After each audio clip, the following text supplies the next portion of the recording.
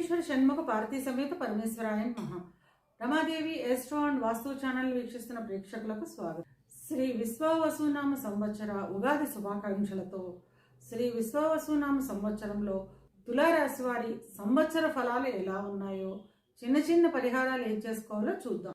మనం చెప్పుకునేవి సంవత్సర ఫలితాలు కనుక పెద్ద గ్రహాలైన గురువు, శని, రాహు, కేతువుల యుతి స్థితి గతుల ఆధారంగా ఫలితాలు ఉంటాయి. గురువు వృషభంలో సంచారం చేస్తూ మే 15వ తేదీన మిథునంలోకి ప్రవేశిస్తాడు. శని మీనంలో సంచారం చేస్తున్నాడు.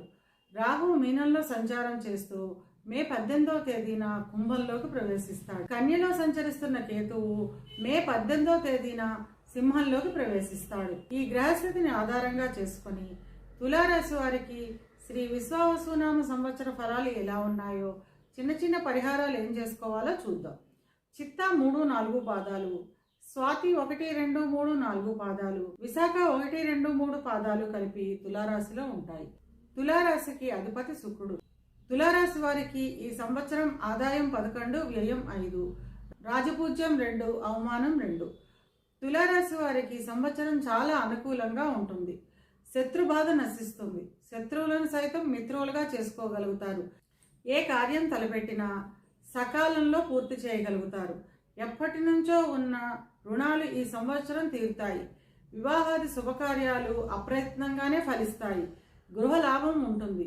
ఇక విద్యార్థుల విషయానికి వస్తే, విద్యార్థులు రాసిన ప్రతి పరీక్షలలో విజయాన్ని సాధిస్తారు. కోరుకున్న విద్యా సంస్థల్లో సీట్లు సాధిస్తారు. వీరి కష్టానికి తగిన ఫలితం లభిస్తుంది.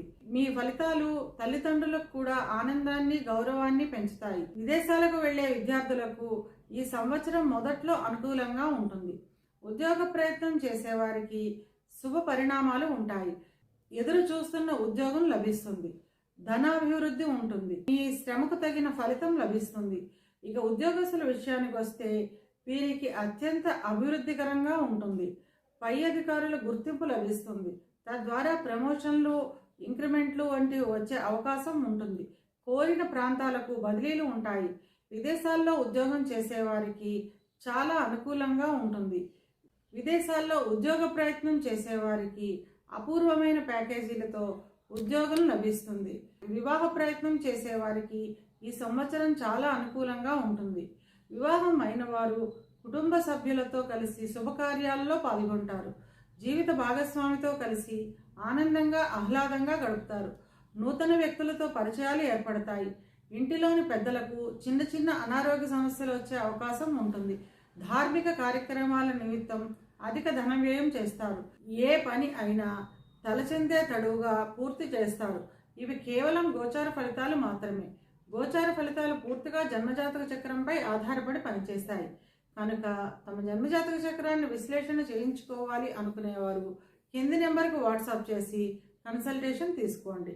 తులారాశి వారు అనుకూలతను పెంచుకోవడానికి, ప్రతికూలతను తగ్గించుకోవడానికి మంగళవారం రోజున దుర్గాదేవికి కుంకుమ పూజ చేయించడం ద్వారా అంతా మంచే జరుగుతుంది.